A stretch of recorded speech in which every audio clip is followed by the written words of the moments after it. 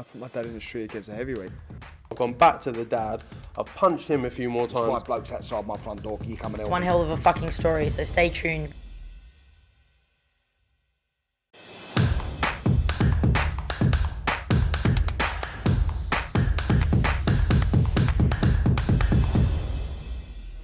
This is KUGAN CASSIUS for IFL TV, proudly sponsored by Everlast. It's Wednesday evening, sorry. I'm joined by Peter Fury. Look well, mate. How are you? Yeah, I feel all right, KUGAN. Just relaxing now. Only a few days to go, and we're ready to go, aren't we? Absolutely. We're literally like, 3 days, by the time this goes out, we'll be 3 days away from, let's have it right, it's going to be a historic night for British boxing, the fact that there is such a card being put on, and obviously your Savannah Marshall is headlining against Claressa Shields finally. I mean, we've been speaking about this fight for so long, and we're literally days away, and yeah, you must be happy about that the fight is actually happening, because like I said, it's been spoken about for so long. I am happy, KUGAN, and the thing is, we can't do any more, so she's done everything. She's in super shape, condition-wise, everything. So she's had a grueling camp, sparring, you name it. She's gone through hell and back. But she's weathered the storm, she's come through it, injury-free. She's tapered off for the last 2 weeks, and now she's having a total week's rest here. So she's already feeling very good and ready to go. I think from the moment Savannah turned professional, it was almost like all roads were always going to lead to this fight with Claressa Shields, just because of the history, the amateur win back in 2012, etc. So this was kind of the moment that Savannah would have been waiting for when she turned professional. Yeah, I agree. It's come at the right time, and for both of them, it's come at the right time. So it doesn't get any bigger, this fight. It's massive. So there's going to be a lot of eyes on this fight, and that's what we like. And I'm looking forward to it, really am. I saw half a Twitter exchange between yourself and Claressa Shields yesterday. It didn't really kind of develop any further. I think like you'd put something out and then she kind of retaliated, you come back, and then she didn't say anything after that. But do you want to just kind of touch on what was said yesterday on social media? Not much really, she's quite witty, and sometimes she decides to speak to me now and again. But the thing is with me, you're only going to get real things back anyway. I'd never criticise somebody's fighter anyway. I wouldn't do that.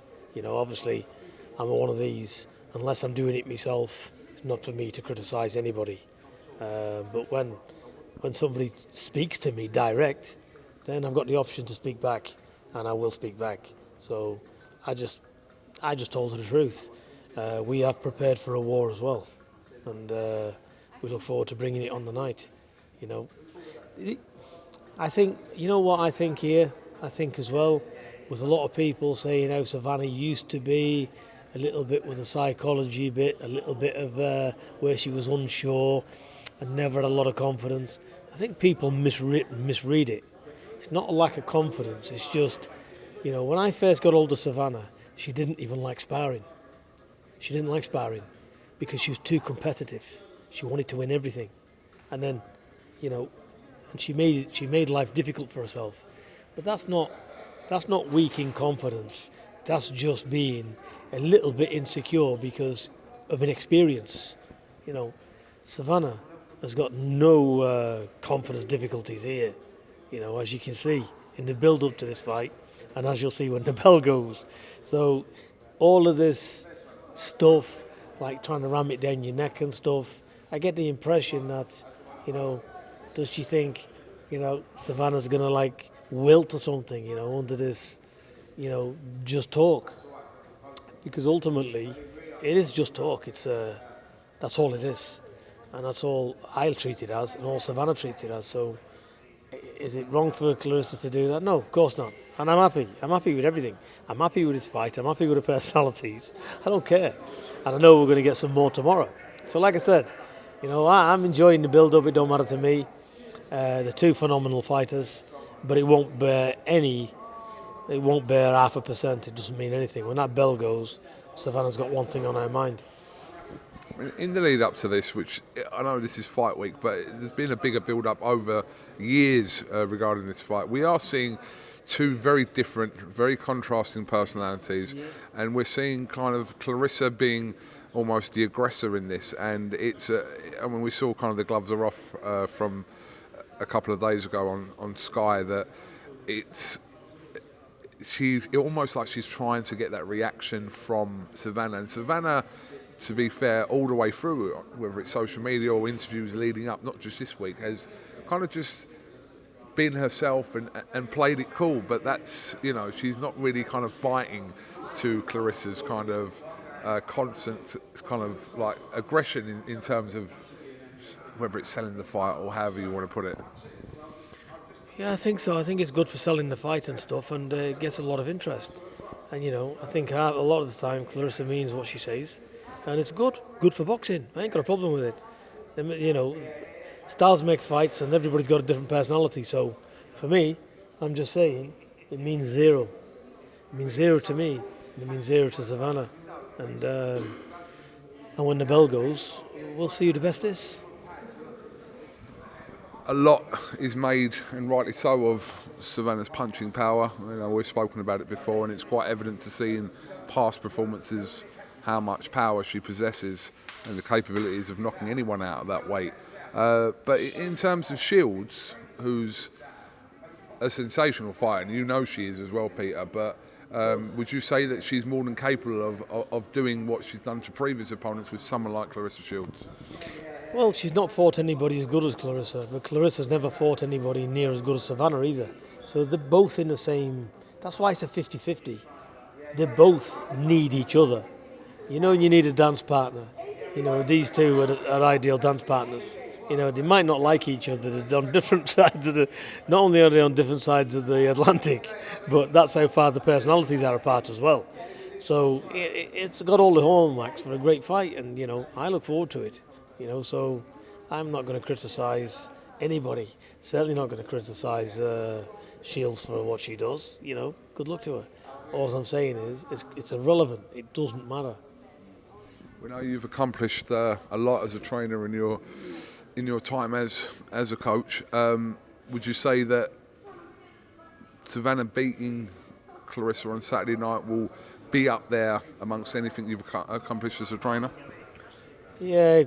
Not accomplished as a trainer, you know. I don't even, you know, when some people say to me, "Oh, you're a trainer." Listen, I'm not really bothered about that. What accomplishment is for me is taking a young girl, you know, from a pro debut all the way through to this stage, and, you know, should she be victorious on Saturday night, you know, and I believe she can be victorious. I'm not going to say she will, because it's wrong for me to say that again. I'm a realist. You know, with it being a close fight, it just depends, it go either way. But, you know, I've got every confidence in Savannah that she can pull this off. And I think it's going to be one of the biggest wins in women's boxing. And I've got to tell you, it's not only a privilege for me to see Savannah get what she deserves, but also be recognised as what she is as well. You know, this is like jumping on a rocket and having takeoff. This is what it's going to do for women's boxing. And Savannah, all being well, will be a superstar come Saturday night. Peter, it's not just from some comments you just made there, but in the past I've listened to you talk in different interviews, not just with myself, and it's almost like you're reluctant to take any kind of credit, and it's almost like it's not me, it is the fighter. But you have played a big role in kind of Savannah's progression as a pro over the years, but you seem always reluctant to acknowledge any kind of credit or anything swung towards you that gives you any recognition for that. No, look, I understand there is recognition there, and, you know, I do my best for the fighter, and when the fighter achieves, obviously it reflects on me, but ultimately I'm all for the fighter getting what they want to do, and, you know, achieving what they want to achieve, and telling them they can do it, and proving to the fighter they can do it. So, you know, that's it. You know, I'm not... That's the only way I can put it, really, KUGAN. What can I say to you? You know, I love the sport of boxing, and I want to see my fighters do well and excel to big things. And so far, it's so good. No, I made that comment because we've seen, and like I said, it's not a case of mentioning names or anything, but we've seen kind of trainers almost look at their position within a fight as as important as the fighter, but you've never adapted that, and you've always kind of just always made it about the fighter, which is what you just said it there anyway. Yeah, look, it is just as important. The trainer does a massive part.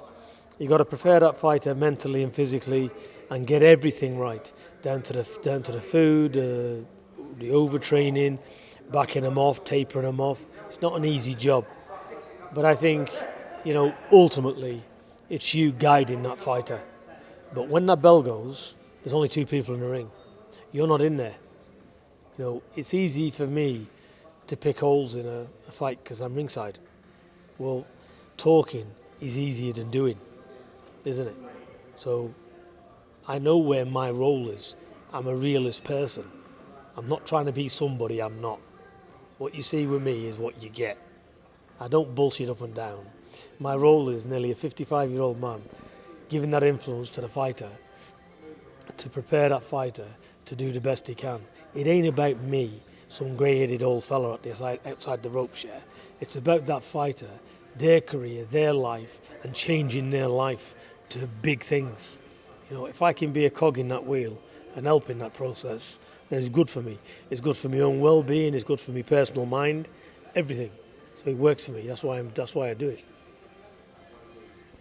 I think I've touched on this with you before, that you operate with a very small stable, and you've given your reasons to why you do that.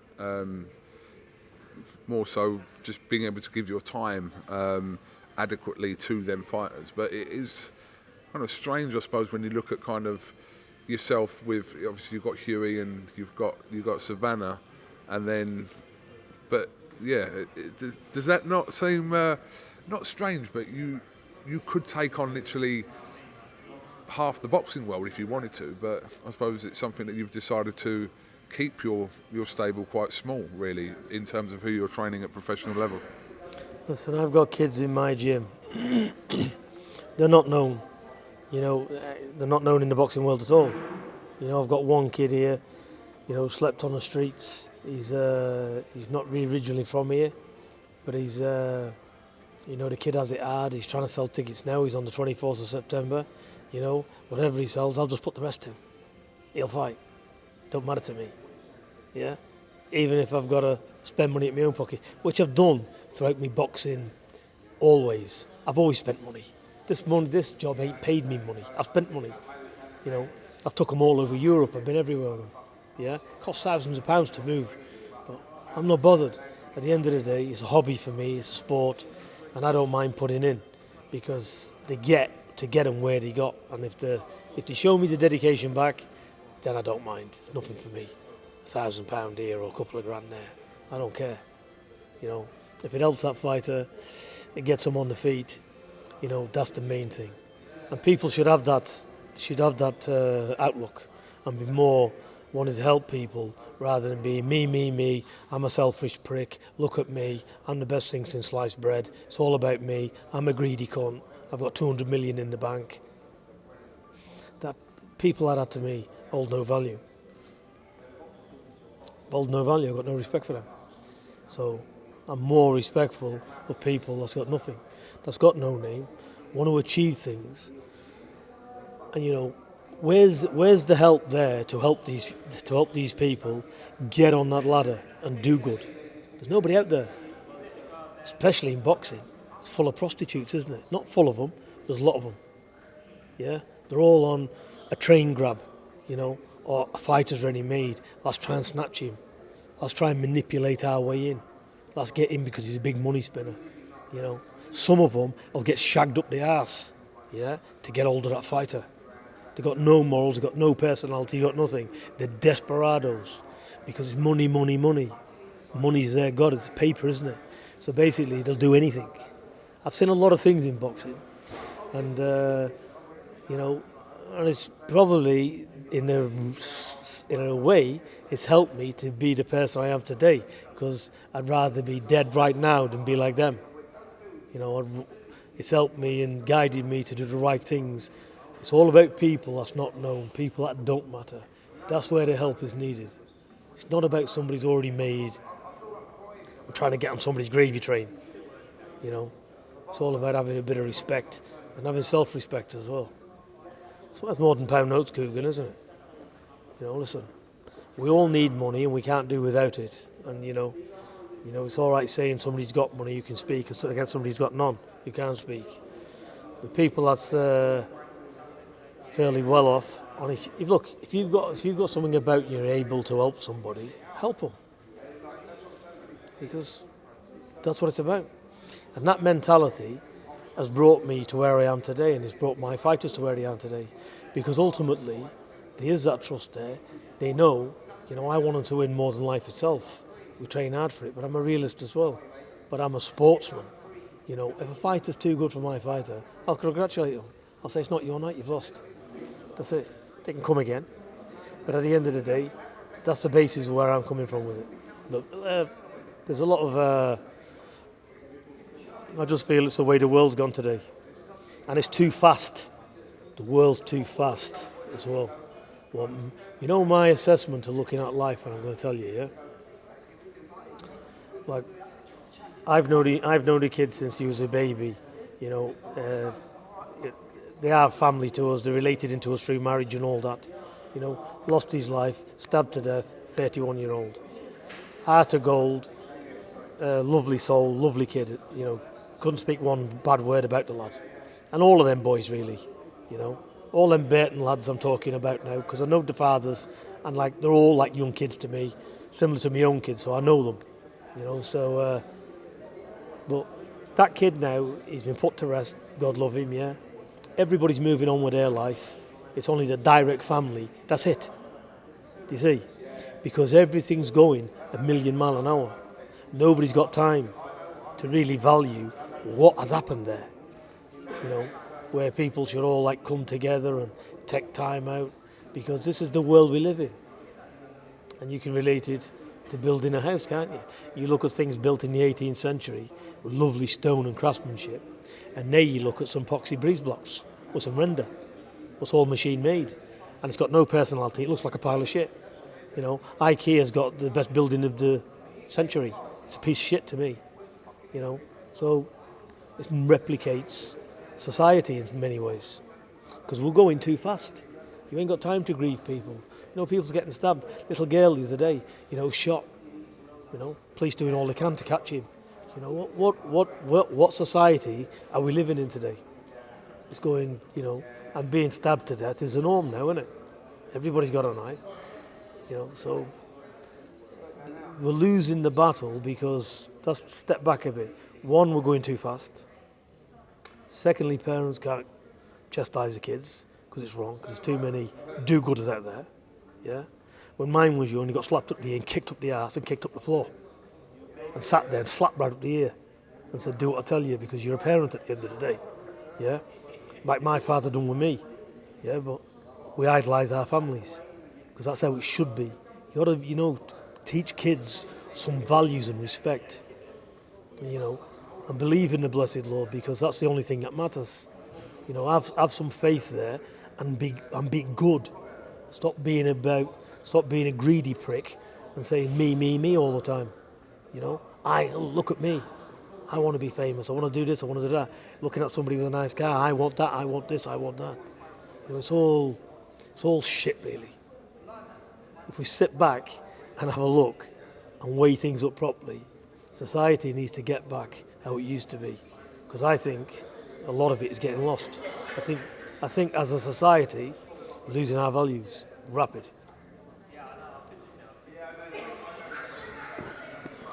Well, I've told you that go on. now, so I want your opinion on it. Well, I can't remember where the question was that I started with, to be honest. I don't.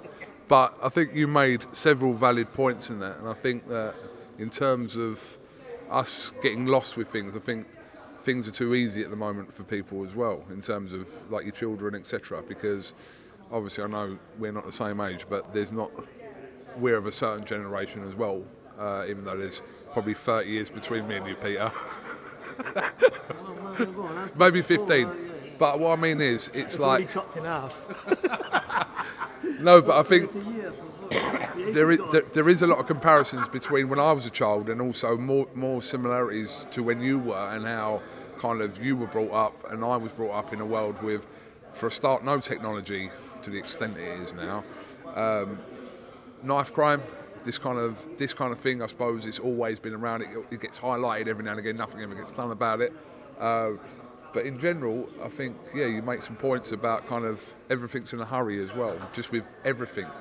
And also what I agree with you when you're talking about whoever you're talking about, not specifically about people within your family, but when someone does pass away, the immediate family lives with that till their grave. But really, you're spoken about for a couple of weeks, it's the truth.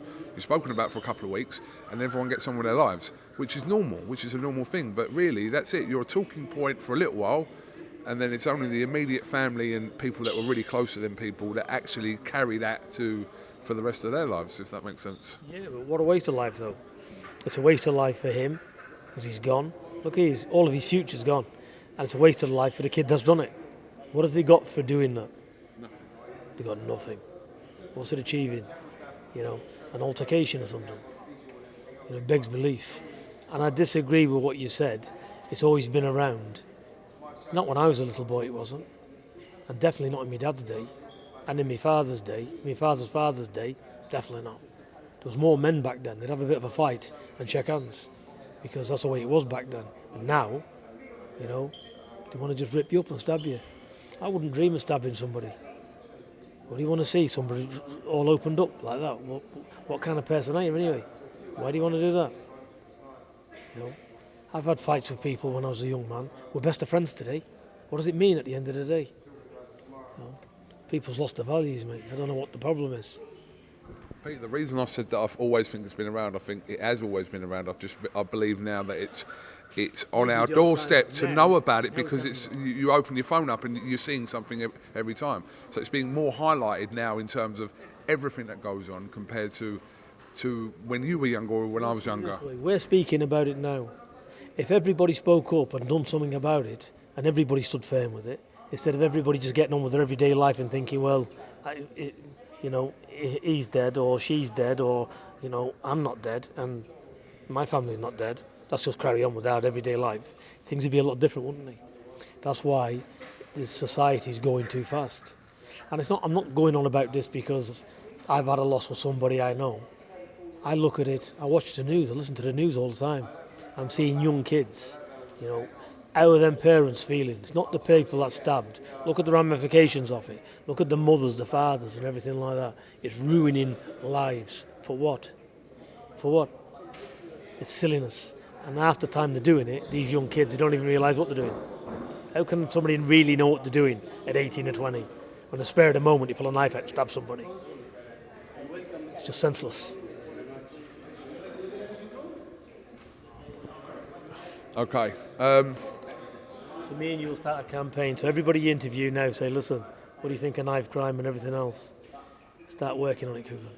People do talk about it. I know Tony Belly was one, obviously, after what's happened in Liverpool recently, has been very vocal. We saw Molly McCann kind of involved in this campaign as well, etc. There are people out there, especially in boxing, doing stuff, but I suppose it should run deeper than just people in boxing trying to kind of help this cause. It goes deeper than that for people to help, surely, at government level or whichever, You say it runs deeper, but unless it's a consecutive effort by everybody, then you become the minority, and the minority gets overwhelmed. If everybody said, listen, this is enough, can't do that. If all the parents get hold of these kids in street gangs, pull them in and say, listen, what are you doing? You can't do that. Look at that. Look what it means. And sit them down and speak to them properly. If everybody said no to it and stood up to it, it's not just a government at all. Listen, this is a powerful race of people who can overrun governments if they wanted. So they're only there because the people's put them there. They vote for them, don't they? Sure. Exactly. So it's a culminative effort. If everybody sings on the same hymn sheet, and deplores it everywhere, we'll see some changes. But it does need to happen. People don't need to suffer like that. Loss of life for nothing. Okay. Well, I'm going to bring this back round to boxing. Yeah. Kind of, yeah. I'm lost. Change the subject on the No, boxing. it's fine. No, You but know what? go on. Talk about boxing. I've talked about boxing all day, and you know, yeah, they're going to get in the ring. They're going to punch each other in the face. It's 10 rounds, and they're going to have a fight. Is there anything else you want to add on top of that? And we've trained for 3 months. And I'm sick to death of looking at a ring. I'm sick to death looking at gyms. I'm sick to death looking at boxing, and I can't wait to get Saturday out of my hair. What's left of it. Is there anything else you want to add on it? Well, yeah, just before we go, like, listen, I always kind of do like to, I know you're kind of a fan of boxing as well as anything else, and there seems to be a lot going on in boxing, but we've got Canelo and Golovkin happening next week, we've got Eubank and Ben happening next month, etc. But any of these fights kind of tick your fancy just as a boxing fan? Of course they do. I'm watching them. I watch most of the fights when I get time to watch them. Of course, I enjoy the fights when they're coming on. I get my sandwiches and sit down, KUGAN. Your sandwiches, yeah? Yeah, I get my sandwiches, yeah. And get my cup of tea and sit down and watch them, so I enjoy them. Canelo, Golovkin. Well, we've seen Canelo, you know, he can be outboxed. Yeah. But Canelo is very squat, and he's a tough Mexican. So I think Golovkin, where he's made 2 mistakes, he's tried to take it to Canelo and really tried to force it and get him out of there. And they've had complete wars. And Canelo, he's got that short squat style, and he can counter and respond probably as good, if not better than anybody. But we know through Bivol has showed the way how to outbox him. So I just think if Golovkin tries to box a bit more, because don't forget, what did he have, over 300 amateur fights, Golovkin? Looking at a proper technician there. But for me, he tries to go for the kill all the time, and I think that costs him with Canelo, and it evens up the balance. But you've got to say Golovkin's a bigger man. If he uses his attributes a bit better, maybe he'll do better. So I think it's don't know how to score that fight. I think it's going to be very close. What's the loss done to Canelo? You know, interesting fight to see. There's one thing for sure, it'll be good, because the 2 top athletes, aren't they? The 2 good fighters. Well, 2 pound for pounders, aren't they? Getting on as well. Well, Golovkin, isn't he? What is he? He's getting on, isn't he? Mid-30s, I think. Not so bad, so yeah, be a good fight anyway. Conor Benn and Chris Eubank, very interesting fight. Obviously much publicised about the weight, etc. of Conor. Don't know what they're doing there. Yeah, the weight situation has been the most publicised thing regarding or surrounding that fight, but kind of from someone that would have been in the era of the fathers in Chris Senior and Nigel Benn, it's a bit surreal that we're seeing this kind of fantasy fight, if you like, between the 2 boys. Well, they're both fighting families, aren't they? I watched the fights when the dads had them, because obviously they're my age, aren't they? Those 2 brilliant fighters, the fathers, you know, you couldn't say anything else. And the sons are, to be fair. It's a good fight. I think it helps Conor Benn with the catch weight. I think it more helps him than Eubank. But I think Eubank, he just carries some more experience. I'm not saying he's a better man than Conor Benn. I wouldn't say that. But I just think it's just that experience level where he's at. He's been in a lot of... I think he's got more strings to his bow at this time. I think listen, the fight's 45-55 for me in Eubank's favour with the experience. And I think it's just a little bit early for Ben. Is he a better fighter than Ben? I don't think so. I think Ben will be a world champion. He's a talented kid. He's got that ferocity with him. And he can afford to lose this as well and come again. But I think it's that's why if I had to pick a winner, I edge towards Eubank for the sheer experience he's got. But you know, in 2 years' time, could be a different ball game altogether. I'd see the fight totally different, with Ben having more experience and having more to and throw fights with better opposition. Then I'd see it different. Because experience in this game, it does mean a hell of a lot. Especially when you're going into mid to late rounds. That's when it starts to tell. Okay, just finally, do you think we could see a situation where we see Anthony Joshua and Tyson Fury fight this year? Well, somebody said to me today, I've not looked on social media, but if it happens, perfect. Let him get at it. Is it the right fight for Anthony Joshua to take after back-to-back losses with Alexander Usyk, in your opinion? Probably not. I wouldn't say it is for him. Because, you know what? When Joshua fought Usyk for the second time, there was no changes. It was the same. Was the tactics different? And then Usyk was too good for him to deploy him and he ended up doing the same thing?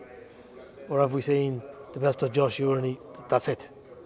You know, so we're not going to see anything different with Joshua. The only thing we'll see just how good Usyk is. That's all it's going to show. But obviously, you know, I think it's the wrong fight for Joshua anyway. He's coming off 2 losses, you know, and that's my opinion of it.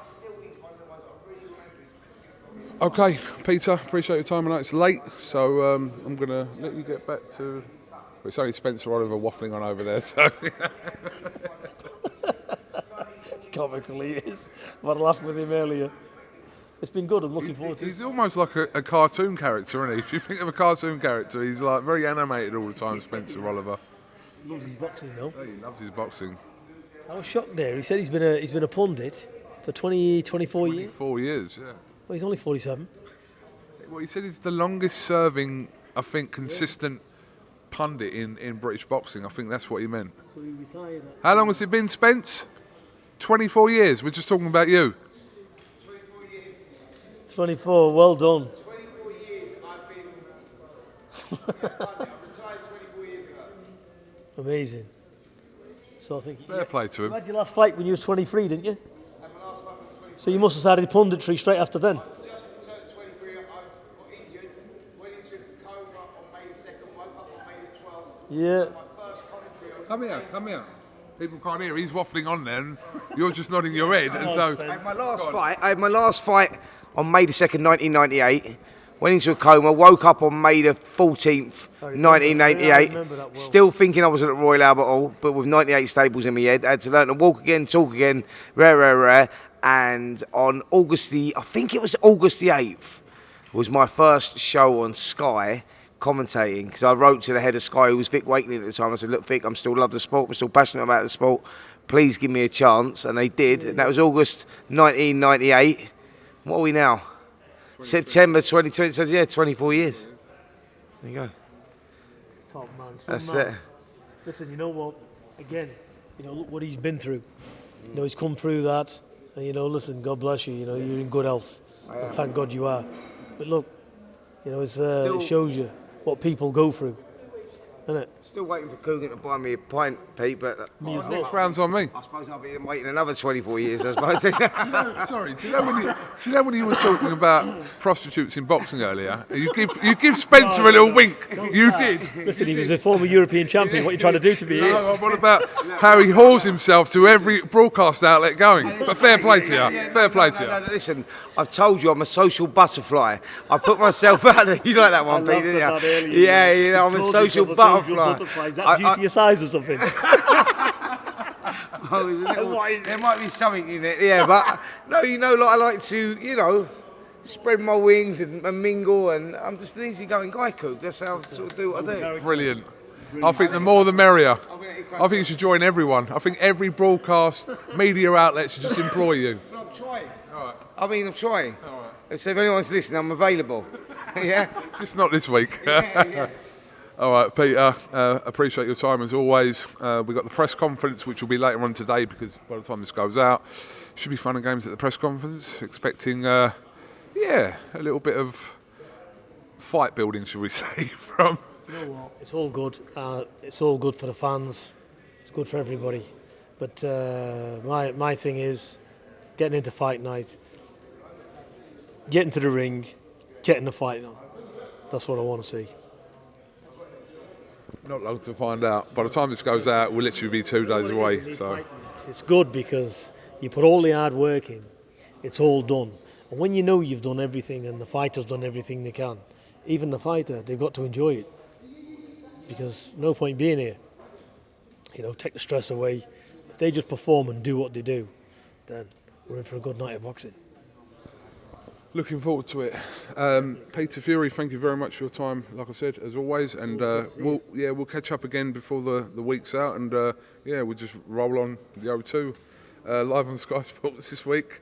If you're not there, which I think there's a few tickets still left, but if you're not there at the O2, then sit at home, make your sandwiches, a cup of tea like Peter Fury, and crack on. It's going to be a cracking fight, cracking undercard as well.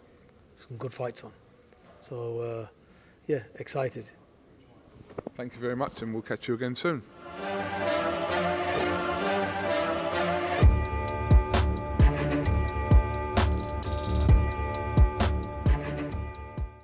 Yeah, I put my dad in the street against a heavyweight. I've gone back to the dad. I've punched him a few more times. 5 blokes outside my front door. Can you come and help One me? hell of a fucking story, so stay tuned.